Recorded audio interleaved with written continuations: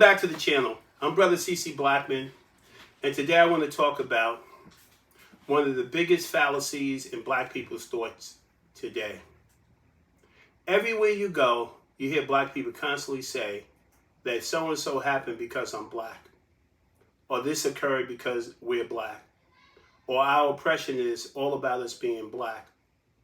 And this is one of the primary causes of a thing that we all battle with as black people living in the West. Now, you have to remember, I'm Brother C.C. Blackman, and my whole effort is about trying to prepare my people for a global African Renaissance. I want we as African Americans, black Americans, to play a vital role in the global resurgence of African people around the world. In order for us to even realize that we have an opportunity to do something unprecedented in our history, in order for us to realize that we have an opportunity to solve our unique problems as black people that will reverberate throughout the African world and throughout the world, and that is to come together in a positivity, in a unity that cannot be stopped. In order for us to have a global African Renaissance, we have to be aware of the fact that, to a large extent, like many other different African peoples around the world, we have been demoralized. And we in America have been demoralized in particular, or we in the diaspora have been demoralized in particular because we have been told the great lie of our historical oppression. And what is that great lie? That great lie is predicated on the fact that we are told that our oppression is rooted in us being black. The truth is, nothing could be further from the truth. And this is a very subtle but important point. Everywhere you go, you hear Black Lives Matter, you hear all kinds of references made to us as a people about our physicality, about our features, or about our race. And they even talk about our history in that context. But what is the real truth? What is the real motivation behind global black oppression? The simple answer is exploitation. Europeans who conducted the transatlantic slave trade, Arabs who came into Africa and conducted the East African slave trade, none of these people were motivated by anything other than a desire to profit, a desire to make money. Slavery is a brutal system where a particular people or a person is exploited and not compensated or given the fruits of their labor. Even Abraham Lincoln, who is under tremendous criticism today, as people are finally reading history and reading only parts of it, but I want to speak about Abraham Lincoln for a minute. Abraham Lincoln, prior to becoming the president and prior to the Civil War, on the campaign trail, often said that I don't believe that blacks are our equal. This is what he said. He said that I think that if there has to be a position of dominance, I would want that position to be held by the white man. So people are saying he was a white supremacist. People are also saying that it was Abraham Lincoln's desire to pack us up, which is true, and ship us to South America or anywhere outside of America. Because he said that the black man in America would be competition for free white labor. The truth of the matter is that we look at slavery and we just think about blacks picking cotton. But blacks were shipbuilders. Blacks were involved in every part of home builders, loggers. They did it all. Half the cowboys in the West, if you know your history, were African Americans. So what is the point that I'm trying to make? Abraham Lincoln said one crucial thing that was very true to sum up his opposition to slavery. And he said that even if you believe, I'm paraphrasing, that black people are inferior to white people, it is against nature and it is wrong to steal their labor. Now, why am I bringing up this point? We were not brought to this country to experience the blessings of liberty.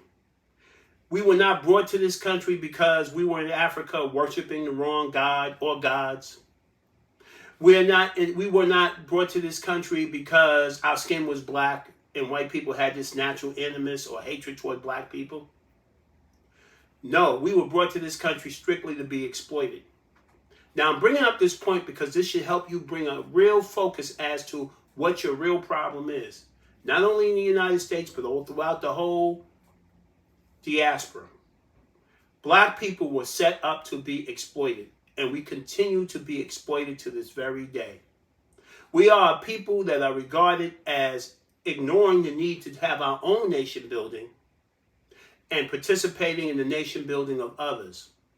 This is why the most honorable Marcus Garvey focused on nation building. This is why he was clearly aware of the fact that blacks needed to recover our understanding of building the container state called the nation for our own benefit. A nation that will reflect our own needs, a nation that will allow us to exercise responsibility and freedom over our own destiny. Now, why is this so important? Here in the 21st century, we have not focused on developing nation-building skills to empower black nations. Now, you will hear all kinds of people say, well, wait a minute, we don't have a nation here in America. I beg to differ. America is an amalgamation of people, of nation states, all under the hegemony of the United States. So what does that mean? What am I saying? Do we have a Congress? Do we have all of that? First of all, when I was growing up, I went to UCLA. Not that UCLA in California, but the university on the corner of Lenox Avenue in Harlem. And we understood that conversation rules the nation. The conversation that people are having determines actually what nation is. That's why the word parliament means to speak to one another. So every day when black people converse, we are either building a nation or neglecting to build a nation. We have a number of problems because we don't think as black nationalists. If we thought as black nationalists, we would understand that the goal of building a strong black nation in America is not antithetical, nor does it undermine the reality of the United States of America. Let me say that again. Other groups have their nation within this nation. They have a nation that is more of a understanding amongst themselves as a people. Arabs have it, Mexicans have it, Indians have an agenda for Indian American advancement, Chinese have it in America.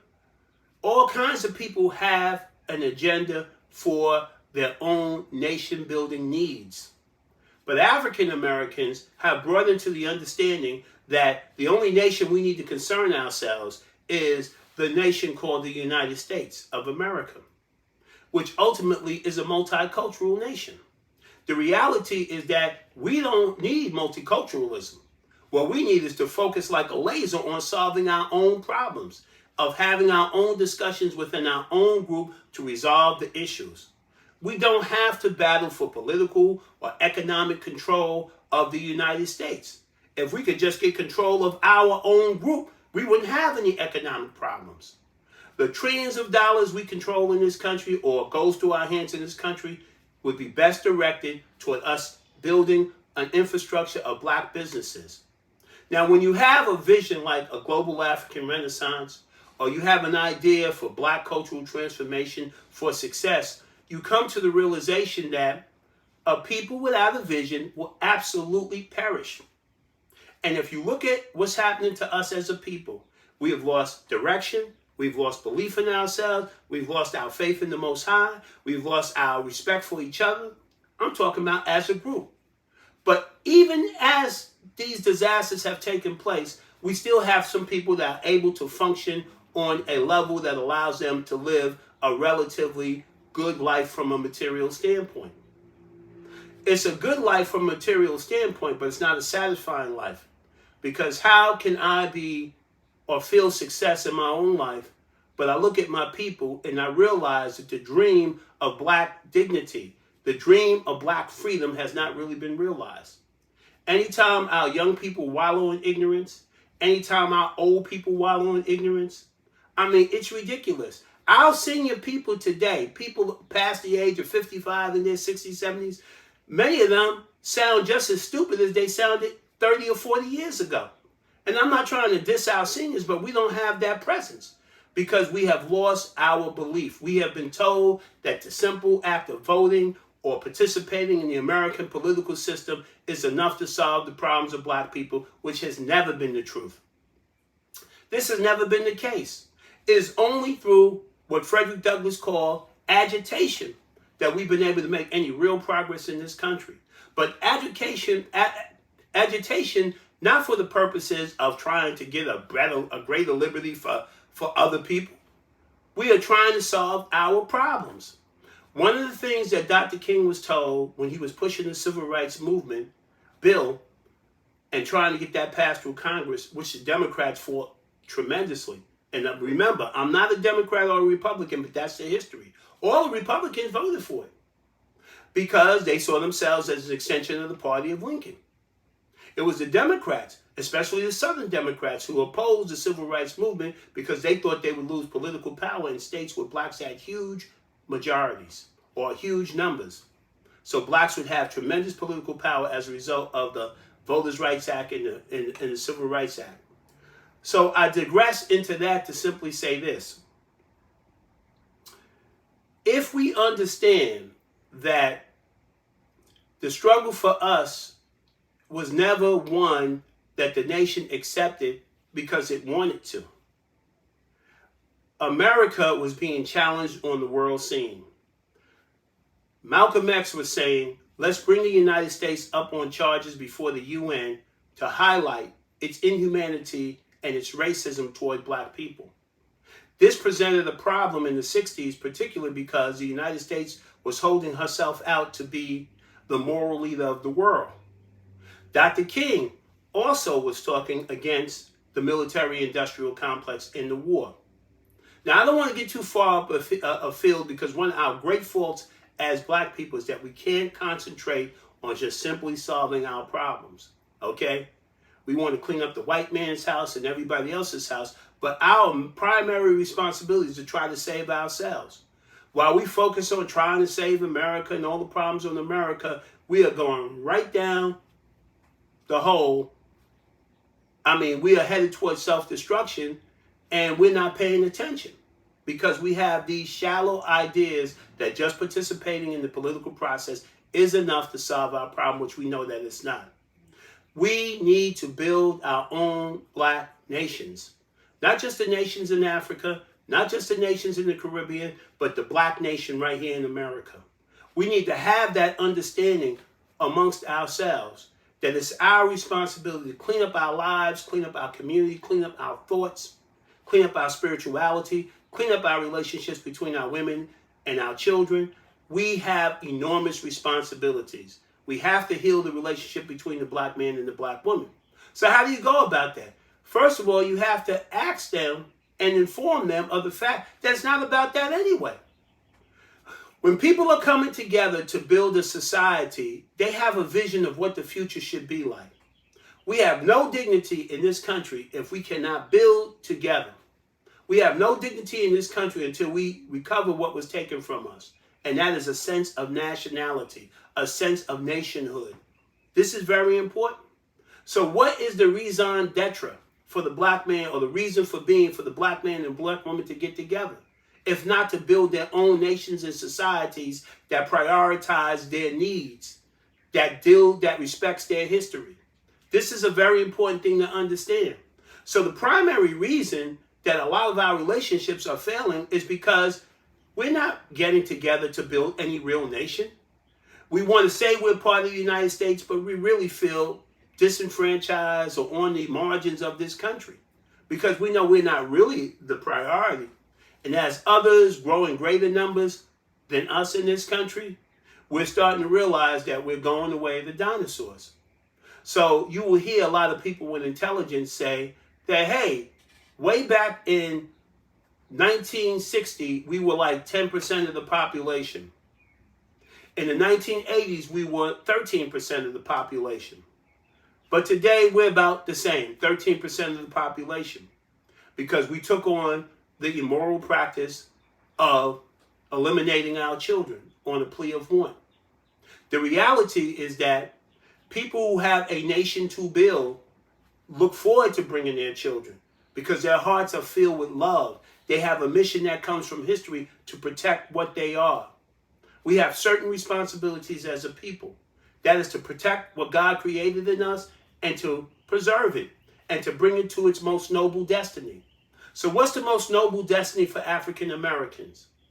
To come together in unity, to walk out of the shadow of negative history, and to focus on building a positive future which unites us with the rest of the African world.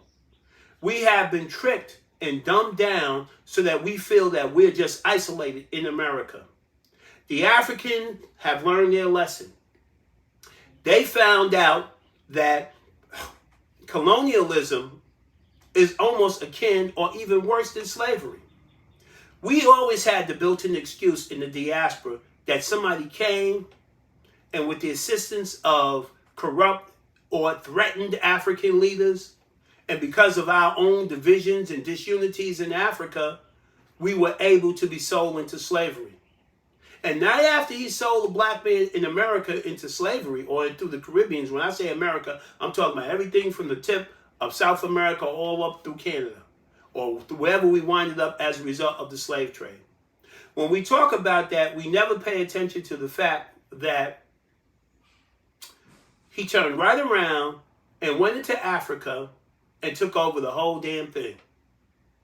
There's a great picture of Cecil Rhodes standing over southern Africa, calling the country Rhodesia. Go read about the Congo and the vicious history of the Congo under a European king, King Leopold. What I'm trying to tell you is that the African American, or the African in diaspora, we have all experienced the same degradation that comes from disunity. So my mission, and your mission too, for those of you who have wisdom, knowledge, and understanding, is to ennoble our lives, to build the great understanding amongst our people that it's nation time. It's time to build an international, global African civilization state where we prioritize our existence, cultivate the part of the world where we come from, take control of the parts of the world where we have large numbers. Let's build trade. Let's build mutual respect. Let's build our families. Let's build a global culture that covers all African peoples. See, one of the great problems of Africa has been its ethnic diversity. Over 3,000 different languages spoken in so-called sub-Saharan Africa. So what does that mean? We are really united by our history, a history of being oppressed. Africa is so vast that we have all different types of tribal groups or so-called tribal groups. But they all have certain cultural continuity. And how we know ourselves is through the bodies that God gave us. I see African Americans who, if you put them on the streets of Nairobi, if you put them on the streets of Dar es Salaam, if you put them in Lagos, if you put them in Kumasi, if you put them anywhere in Africa, nobody would actually, and dress them as they dress, nobody would even know that you were not born and raised in that continent. So that's the place in the world where we have a natural advantage.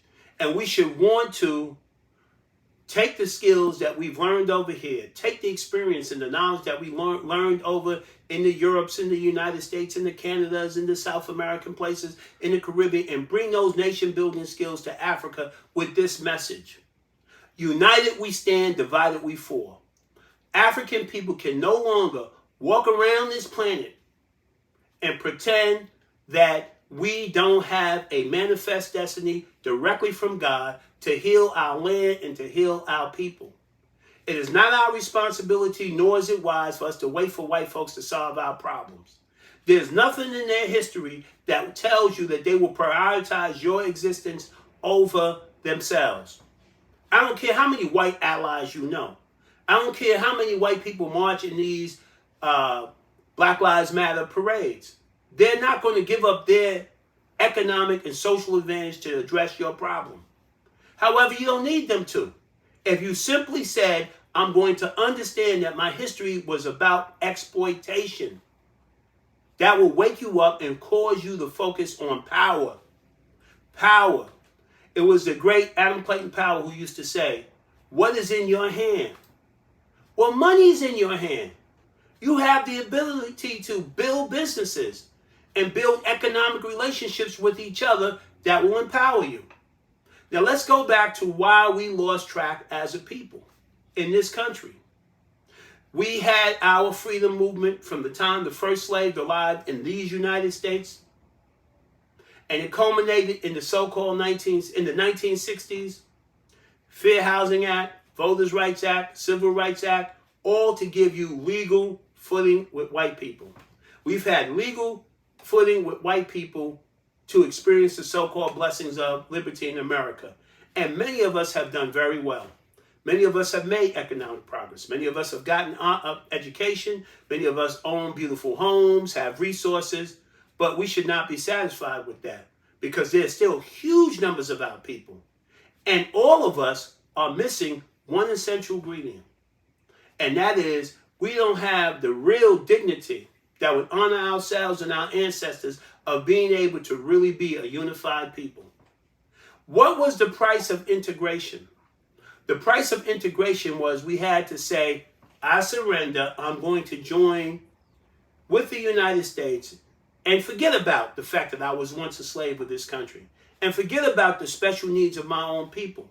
And this has doomed us and cursed us to be a people that's practically worthless in this country. We're going the way of the dinosaurs.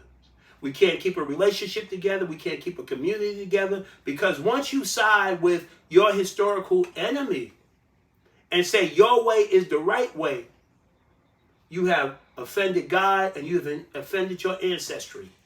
Now I'm going to show you this clip from Malcolm X about the forgiveness of white folks. 100 million black people were taken from Africa.